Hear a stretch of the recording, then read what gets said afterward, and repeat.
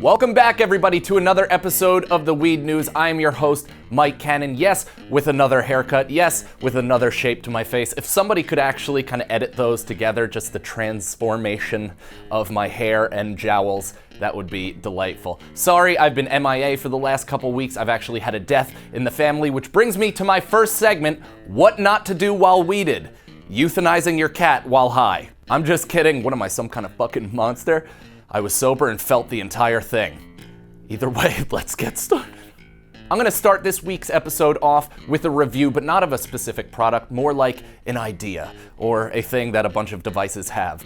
Ice catchers in bongs. They are 100% necessary during the summertime, especially in this concrete oven known as New York City. Seriously, because I'm walking around this piss-smelling shitbox with a goddamn aquarium in my underpants. Pretty sure I felt a few little Finding Nemos in there nibbling at my ass hair like it was coral reef. I guess they wouldn't really be Finding Nemos, would they? I kind of picture those things that are on the side of aquarium just cleaning the fungus off of the glass. That's apparently what was happening to my gooch, and thank you, fish. It's a dirty job and my girlfriend sure as hell won't do it.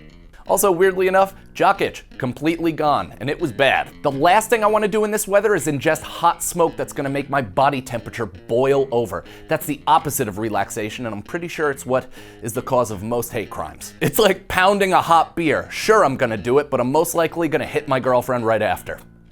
It's her fault she didn't put it in the fucking fridge, am I right? You know that. As soon as it gets out of the grocery store, you put it in there because Papa needs a cold beer, or else smacky smack, black eye. Love you, babe. Which actually, before I forget, our sponsor this week, Ice Pack and Neosporin. And Rihanna. And I'll never work in this business again. Back to my original point, ice catchers in bongs is the closest thing that New York City has to a refreshing way to get high. I know you legalized states have ice-cold weed lemonade that shoots your consciousness out your assholes, but us New Yorkers have to make do. All right, in our next segment, I guess it's our first story, but D.A.R.E, D-A.R.E, just published an op-ed calling for the legalization of marijuana. This whole article, which was written by former Deputy Carlos McDermott, reads as follows. Yo, our bad, y'all.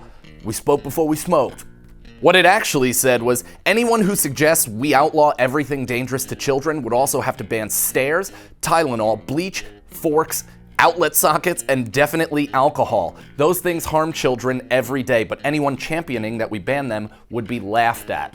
Stairs, is he talking about actual children falling down, or is that like the Minority Report crime of pushing a pregnant woman down them? But wow, what a progressive stance, right? It's almost as if this company learned more about a product that they were demonizing and then changed their stance based on new information. But it wouldn't be America if we didn't take one step forward, two steps back. You know, like Chris Christie sleepwalking to the refrigerator at 3 a.m.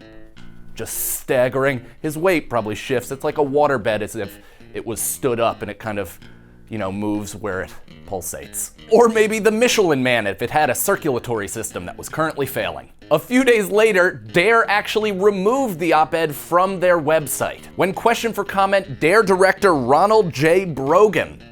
I'll repeat that, Ronald J. Brogan. The op-ed was mistakenly posted on our website by a service we use. We have not changed our stance of being opposed to the legalization of marijuana. That's something a boyfriend would say to his girlfriend after she stumbled upon his text messages. Oh no, honey, that wasn't me that wrote that. I would do anything to you. Please explain what you would do to me. My friend Tim took my phone and he must have been joking around. You know Tim. You know how like he gets weird and he like always is trying to mess with you and he wants to put us in uncomfortable situations. I think he wants to fuck you. I'm gonna talk to Tim about that because I don't like how he's trying to speak for me as a person and puts me in these precarious situations. Just like that. Regardless of D.A.R.E's inconsistencies, one thing I want to know about that program, why did they always have the hottest police cars? Our officers had like brand new souped up Camaros like they were gonna Tokyo drift up onto a middle school drug deal and yoke up a black kid. That's actually probably exactly what they were doing. Either way, thank you very much for watching another episode of the Weed News. Subscribe over here, subscribe below. Follow me on Twitter at I am Mike Cannon. We're also floating around the idea of potentially starting a Weed News podcast. I'm hoping to have guests on, smoke pot with them, maybe discuss current events, also maybe their history. Basically, a ripoff of Getting Dug with High, but the New York version. Please comment below what you think of that. Give me suggestions in terms of segments, if you want to see it, who you want on, the works. Go to standupnylabs.com, check out all of their videos, all of their podcasts. Deep Inside the Rabbit Hole, subscribe to that as well. Our videos are all up on there. Thank you very much for watching, everybody. Have a good week.